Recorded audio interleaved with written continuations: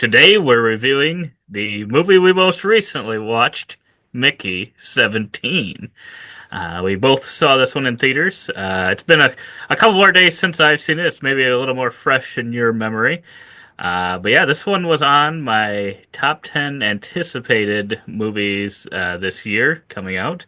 Because I thought the concept sounded pretty interesting of having like an expendable where you can see in that poster we've got a bunch of Mickeys crossed out.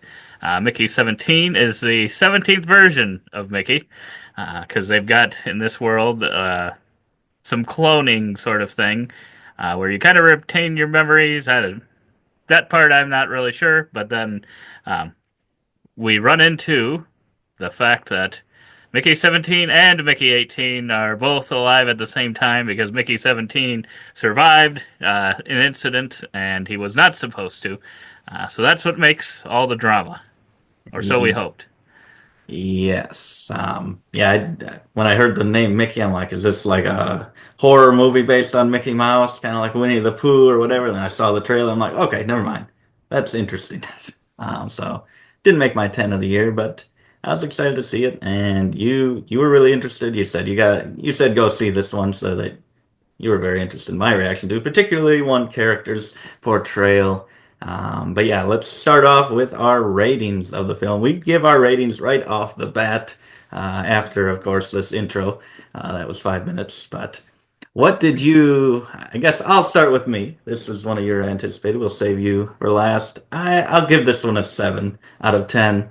I think that's like just into the good. Like it's not above good. It's not great, but it was enjoyable enough. I had fun watching it. It's not one I'm going to seek out to rewatch all that often. I don't see myself probably ever watching it unless showing someone else. Um, but it provided enjoyment. Yeah, I was pretty much going to say the same thing. I don't know that I would ever rewatch this. Yeah, unless it was maybe on or something at some point, but I don't know that I would go out of my way to go rewatch this one. I'm gonna give this one a 6.5, may up to maybe a 7. Um, so right in that range. It was a little bit of a disappointment for me, I would say, but I did after initially being excited about it. I don't remember. Maybe I knew the Buffalo was going to be in this one, but after I kind of saw some trailers and stuff, I think I what my expectations kind of went down slightly because I was like, oh boy, I don't know if I'm gonna love what I'm seeing here. And Yes. it looks like the audience score is a 73, so Yeah. um, Right there with 73. I us. think it's fresh, so Yeah. right around kind of where we see it, I suppose. Yeah. Um, Yeah. So let's move on to what we did love about the film, the good of the film. And there's two entries here. And one of them being Mickey um as the main character. It's really important that he is a likable character, a character you can buy into. And he is really lovable. Robert Pattinson, like ever since Edward, uh, from that whatever vampire, what is it, Twilight? I've just written him off, and then I hear, oh, he's great in this, he's great in that. I'm like, really, that guy? And now I've seen him in a few movies now, and I'm like, okay, he is actually really good, and he can just play wildly different characters with wildly different voices. And I just thought he was so fun to watch and is so lovable. And you get to see different versions of the same character in this movie. A lot of great stuff. yeah, I 100% agree. He's probably the only thing in the movie that uh, probably saved it for me. I think his performance was amazing. I immediately was thinking of the other guys where he says, "Where you could have been in your career if you hadn't shot Jeter." I'm just wondering where Robert Pattinson could have been in his career if he hadn't been in Twilight. But I guess I don't know that I've watched the Twilight movies that closely. So maybe he's really good in those. I don't know. And they were obviously very popular, so I'm sure that did help him a little bit. I would think, but Yes, yeah, he puts on a great performance again here. Definitely the star actress in this one. for sure. And then the visuals, just a technical point of view. The movie looks really good. It's very well filmed quality. There's not a bunch of like shoddy CGI or anything like that. Everything looks good, sounds good. So no complaints from that side of it.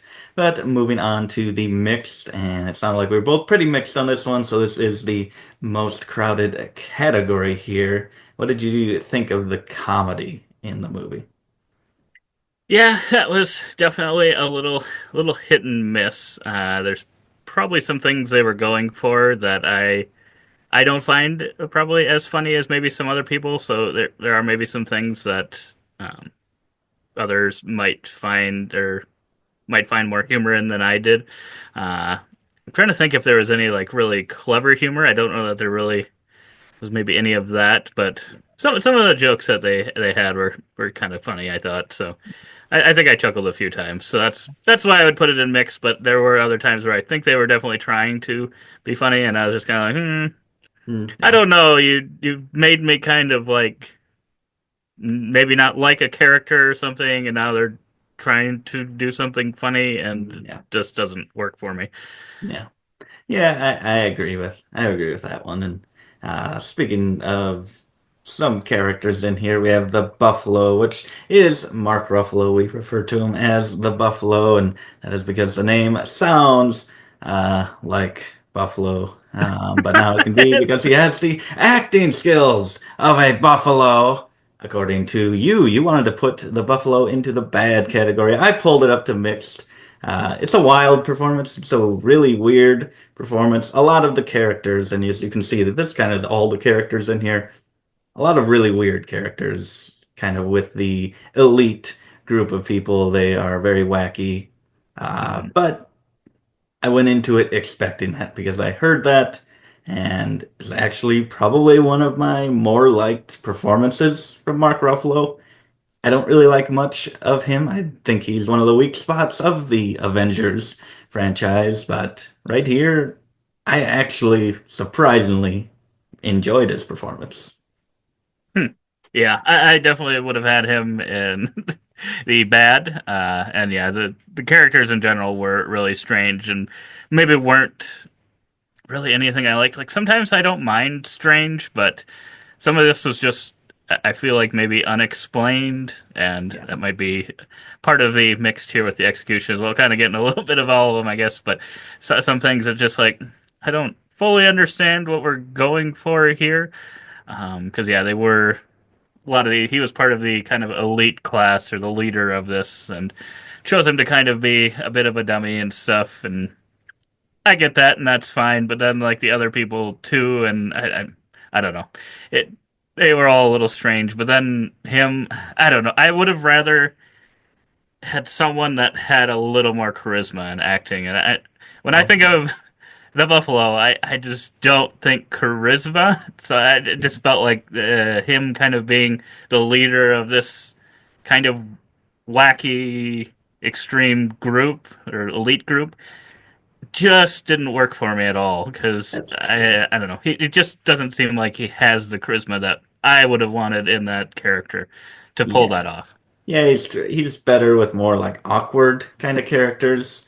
Yeah, I don't know if kind of a political leader is really the best fit, but I mean, he has shown with the dumb aspect of his character makes it like kind of work then because he's supposed to like not actually be that charismatic and not that great, but um, That's true. yeah, I don't know. And kind of like the messaging of the whole film is kind of more just things that we've seen. I feel has been done a lot in all the movies and the characters. I don't think are breaking any new ground there. Yeah, that's probably it too, because it does seem like Hollywood, for some reason, really wants to portray this elite class as a bunch of buffoons and stuff, and almost never have any of them be smart. And I'm just like, hey, it could. There's maybe some truth to that, but I feel like there's got to be some that are a Hmm. little bit. In that case, it's got to be somebody, running the controls there. Yeah, Maybe not, maybe not. You never but yeah, know. we have seen that a decent amount. I feel like. Yeah. And then on to the bad, and that is the focus. And for me, the focus would be kind of tying back to the good. The good, the main good is Mickey. specifically Mickey 17.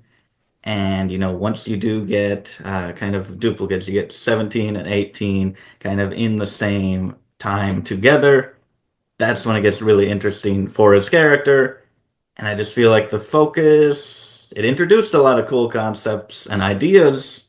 And I'm like, okay, where are they going with this? Where are they going with this?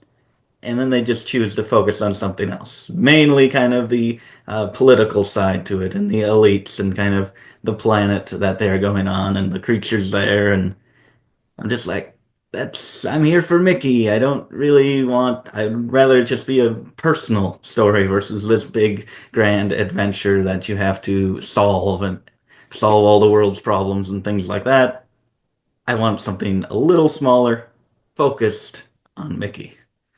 Yeah, I 100% agree because yeah, when it was just feeling like it should be him after we've kind of built that up for a half to two-thirds of the movie, and then we just kind of go away from that, and he becomes like maybe the third or fourth Yeah. most important character at that point.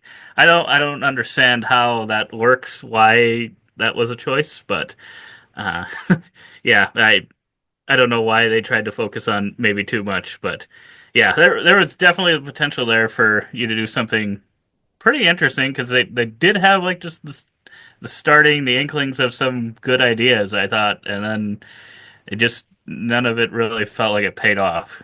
Yeah.